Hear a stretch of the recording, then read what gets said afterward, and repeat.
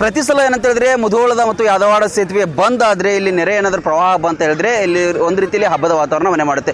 ಒಂದು ಕಡೆಗಳಲ್ಲಿ ಕಷ್ಟದ ಪರಿಸ್ಥಿತಿಯಲ್ಲಿ ಬೇರೆ ಬೇರೆ ಗ್ರಾಮಗಳ ಜನ ಬಹಳಷ್ಟು ಕಷ್ಟದಲ್ಲಿ ಆತಂಕದಲ್ಲಿ ಇರ್ತಾರೆ. ಆದರೆ ಈ ಮುಧೋಳ ಯಾದವಾಡ ಬ್ರಿಡ್ಜ್ ಬಂದರೆ ಏನಂದರೆ ಹಬ್ಬದ ಸಡಗರ ಮನೆ ಮಾಡುತ್ತೆ. ಯಾಕಂತ ಹೇಳಿದ್ರೆ ಬಹಳಷ್ಟು ಸಂಖ್ಯೆಯಲ್ಲಿ ಇಲ್ಲಿ ಒಂದು ಕಡೆ ನದಿ ಯಾವ ರೀತಿ ಹರಿಯುತ್ತೆ ಹಾಗೆ ಜನಸಾಗರ ಇಲ್ಲಿ ಸೇರುತ್ತೆ. ಬಹಳಷ್ಟು ಸಂಖ್ಯೆಯಲ್ಲಿ ಮಹಿಳೆಯರಾಗಿರ್ಬೋದು, ಯುವಕ ಯುವತಿಯರಾಗಿರಬಹುದು, ಎಲ್ಲರೂ ಕೂಡ ಬಂದು ಈ ಒಂದು ಯಾದವಾಡ ಸರ್ಕಲ್ ಹತ್ರ ನಿಂತ್ಕೊಂಡು ಈ ನದಿಯ ಒಂದು ವಿಹಂಗಮ ನೋಟವನ್ನು ವೀಕ್ಷಣೆ ಮಾಡ್ತಾರೆ, ಬಹಳಷ್ಟು ಎಂಜಾಯ್ ಮಾಡ್ತಾರೆ.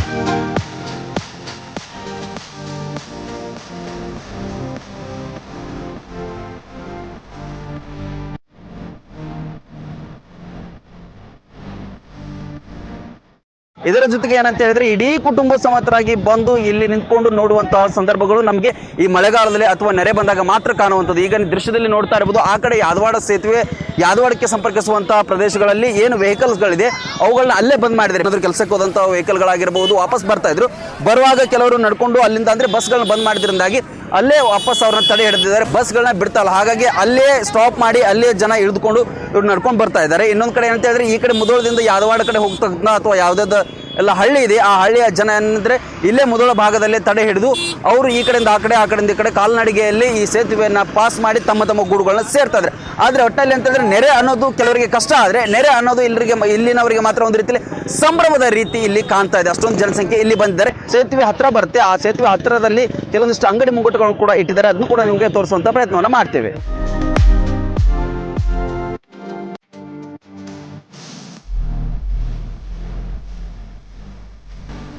ಈ ಮುಧೋಳ ಭಾಗದಲ್ಲಿ ಯಾಕೆ ಒಂದು ರೀತಿಯಲ್ಲಿ ನೆರೆ ಬಂದ್ರೆ ಹಬ್ಬದ ವಾತಾವರಣ ಸೃಷ್ಟಿ ಆಗುತ್ತೆ ಅಂತ ಹೇಳೋದಕ್ಕೆ ಈ ದೃಶ್ಯಗಳ ಸಾಕ್ಷಿ. ಏನಂತ ಹೇಳಿದ್ರೆ ಇಲ್ಲಿ ಬಹಳಷ್ಟು ಮೆಕ್ಕೆಜೋಳ, ಸಿಹಿ ಜೋಳ ಅಂತ ಕರಿತೀವಿ, ಸಿಹಿ ಜೋಳ ಆಗಿರ್ಬೋದು, ಶೇಂಗಾ, ಕಡಲೆ ಆಗಿರ್ಬೋದು, ಚಕ್ಲಿ ಆಗಿರ್ಬೋದು, ಇವುಗಳನ್ನ ಮಾರಾಟ ಮಾಡುವಂತಹ ಅಂಗಡಿ ಮುಂಗಟ್ಟುಗಳು ಬಹಳಷ್ಟು ಸಂಖ್ಯೆಯಲ್ಲಿ ತೆರೆದುಕೊಳ್ತೀವಿ. ಯಾವಾಗ ನದಿ ಇನ್ನೇನು ಸೇತುವೆ ಹತ್ರ ಏನು ನೀರು ಬರುತ್ತೆ ಅಂತ ಅನ್ನುವಂಥ ಸಂದರ್ಭ ಬರುತ್ತೋ ಆಗಲೇ ಇಲ್ಲಿ ಬೀಡು ಬಿಟ್ಟಿರ್ತಾರೆ. ನೀವು ದೃಶ್ಯದಲ್ಲಿ ನೋಡ್ತಾ ಇರ್ಬೋದು, ಬಹಳಷ್ಟು ಸಂಖ್ಯೆಯಲ್ಲಿ ಇಲ್ಲಿ ಫ್ಯಾಮಿಲಿ ಸಮೇತ ಬಂದು ಕೆಲವೊಂದಿಷ್ಟು ಇಲ್ಲಿ ಖಾದ್ಯಗಳು ಏನು ಇಟ್ಟಿರ್ತಾರೆ ಅಂಗಡಿಗಳಲ್ಲಿ ಅಥವಾ ಗೂಡಂಗಡಿಗಳಲ್ಲಿ ಅವುಗಳನ್ನ ತಿನ್ನುವಂಥ ಸಂದರ್ಭದಲ್ಲಿ ಇಲ್ಲಿ ಅಂಗಡಿಗಳನ್ನು ಅವರು ಹಾಕ್ತಾರೆ. ಭರ್ಜರಿಯಾದಂಥ ವ್ಯಾಪಾರದಲ್ಲಿ ಅವರು ತೊಡಗ್ತಾರೆ. ಈ ಭಾಗದಲ್ಲಿ ಇಲ್ಲಿ ಎಲ್ಲಿ ಅಂತ ಪ್ರದೇಶ ನಿಮಗೆ ಗೊತ್ತೇ ಇದೆ. ಸಾಯಿನಿಕೇತನ ಸಂಸ್ಥೆ, ವಿದ್ಯಾಸಂಸ್ಥೆ ಆಗಿರ್ಬೋದು, ಈ ಕಡೆ ಮುಧೋಳಕ್ಕೆ ಸೇರುವಂಥದ್ದು, ಈ ಕಡೆ ಇನ್ನು ಉತ್ತೂರು ಗೇಟ್ಗೆ ಸಂಬಂಧಪಡುವಂಥ ಇದು ಬೈಪಾಸ್ ರೋಡ್. ಈ ಬೈಪಾಸ್ನಲ್ಲಿ ಅಂಗಡಿ ಮುಂಗಟ್ಟುಗಳು ಈಗಾಗಲೇ ಬಹಳಷ್ಟು ರೀತಿಯಲ್ಲಿ ತೆರೆದುಕೊಂಡಿದೆ. ಇವರಿಗೆ ಈ ನದಿ ನೀರು ಬಂದು ಹೋಗುವ ತನಕ ಒಂದು ರೀತಿಯಲ್ಲಿ ಭರ್ಜರಿಯಾದಂಥ ವ್ಯಾಪಾರ ಇವರಿಗೆ ಕಟ್ಟಿಟ್ಟ ಬುತ್ತಿ ಅಂತಲೇ ಹೇಳ್ಬೋದು. ಬಹಳಷ್ಟು ಸಂಖ್ಯೆಯಲ್ಲಿ ಸ್ಟೂಡೆಂಟ್ಸ್ಗಳು ಬರ್ತಾರೆ, ಕುಟುಂಬ ಸಮೇತರಾಗಿ ಬರ್ತಾರೆ. ಇದಕ್ಕೆ ವಯಸ್ಸಿನ ಭೇದಭಾವ ಇಲ್ಲದೆ ಎಲ್ಲರೂ ಕೂಡ ಬಂದು ಇಲ್ಲಿ ಒಂದು ಕಡೆ ನದಿಯ ವಿಹಂಗಮ ವೀಕ್ಷಣೆಯನ್ನು ನೋಡೋದು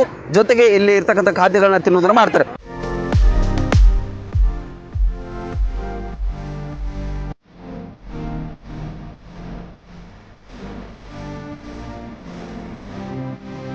ಒಂದು ಕಡೆ ನದಿಯ ಪ್ರವಾಹದ ನೀರು ಬರುತ್ತೆ ಅನ್ನುವಂಥ ಸಂಕಷ್ಟ ಎಷ್ಟೋ ಜನರಿಗಾದರೆ, ಎಷ್ಟೋ ಜನರಿಗೆ ಇದು ಒಂದು ರೀತಿಯಲ್ಲಿ ಹಬ್ಬದ ಸಡಗರ.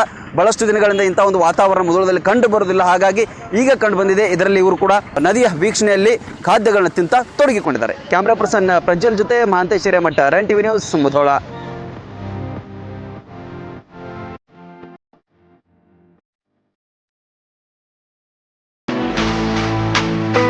ಆ ನೋವು ಈ ನೋವು ಅಂತ ಆಸ್ಪತ್ರೆಗಾಗಿ ಅಲೆದಾಡ್ತಿದ್ದೀರಾ?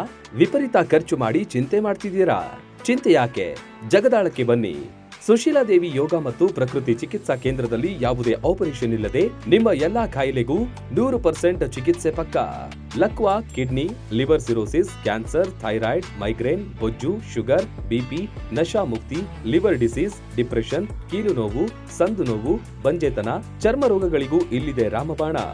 ಆಯುರ್ವೇದದ ಪಂಚಕರ್ಮ, ಪ್ರಕೃತಿ, ಆಕ್ಯುಪ್ರೆಷರ್, ಆಕ್ಯುಪಂಕ್ಚರ್, ಯಜ್ಞ ಚಿಕಿತ್ಸೆ, ಶೃಂಗಿ ಚಿಕಿತ್ಸೆ, ಅಗ್ನಿಕರ್ಮ, ವಾತಮೋಕ್ಷಣ, ಯೋಗ, ವಾಟರ್ ಥೆರಪಿ, ಮಡ್ ಥೆರಪಿ ಸೇರಿದಂತೆ ಮುಂತಾದ ಚಿಕಿತ್ಸೆಗಳು ಲಭ್ಯವಿದೆ. ಇಲ್ಲೇ ಉಳಿದುಕೊಂಡು ಚಿಕಿತ್ಸೆ ಪಡೆಯುವವರಿಗೆ ಊಟ ವಸತಿಯೊಂದಿಗೆ 5, 7, 10, 15 ದಿನಗಳ ವಿಶೇಷ ಪ್ಯಾಕೇಜ್ಗಳಿವೆ. ಬನ್ನಿ, ಚಿಕಿತ್ಸೆ ಪಡೆದು ಗುಣಮುಖರಾಗಿ ಹೋಗಿ.